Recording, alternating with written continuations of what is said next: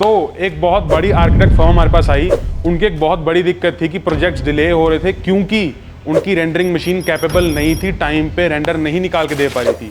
तो हमने उनको एक ब्रांड न्यू मशीन दी i7 13 जनरेशन के साथ, 32 GB DDR5 रैम और 3060 ग्राफिक कार्ड 12 GB के साथ, जो कि 3ds Max, ल्यूमेन वगैरह जैसे सॉफ्टवेयर आराम से रन कर सकता है।